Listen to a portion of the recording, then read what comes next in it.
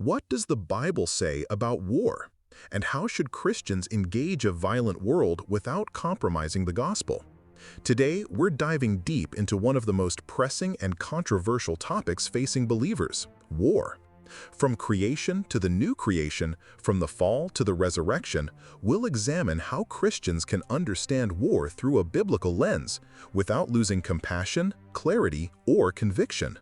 Can a Christian follow Jesus, the Prince of Peace, and still pick up a weapon?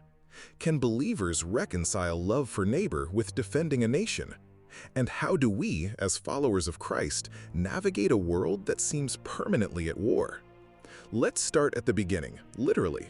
Genesis 1:27 tells us that humanity was made in the image of God. The world was created for harmony, not hostility. But through sin, war entered a world where it didn't belong. The doctrine of creation tells us war isn't normal. It's the result of rebellion. The fall didn't just introduce sin, it warped every aspect of human nature.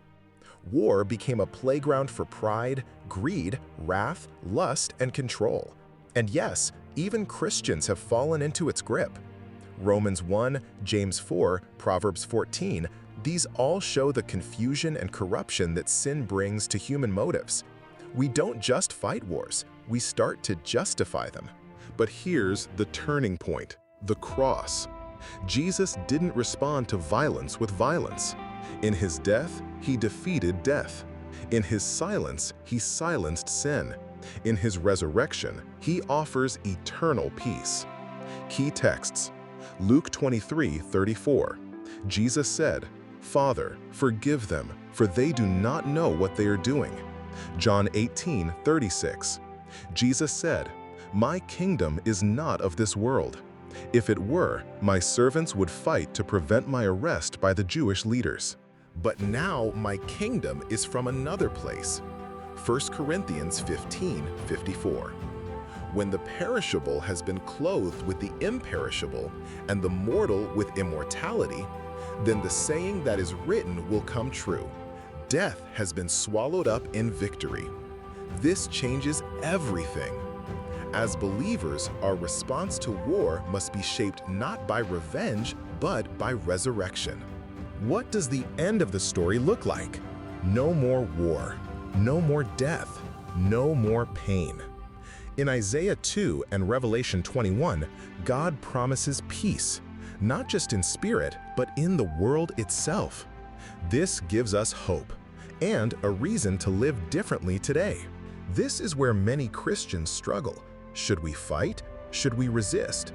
St. Augustine pioneered just war theory, arguing for defense of the innocent.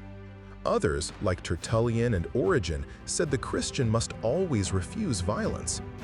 What do we do with this tension? We seek discernment.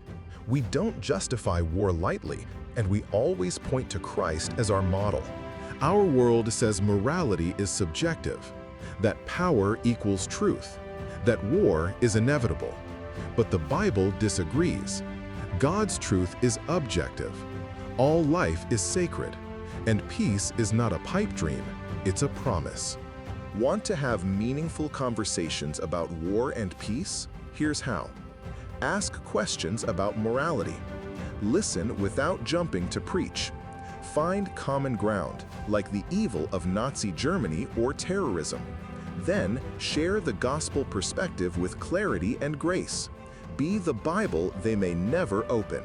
Yes, Christians have made mistakes, big ones: the Crusades, religious violence, silence during injustice.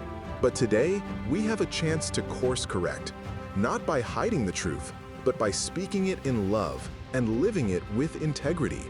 Blessed are the peacemakers, for they shall be called sons of God. Matthew 5:9. So what do?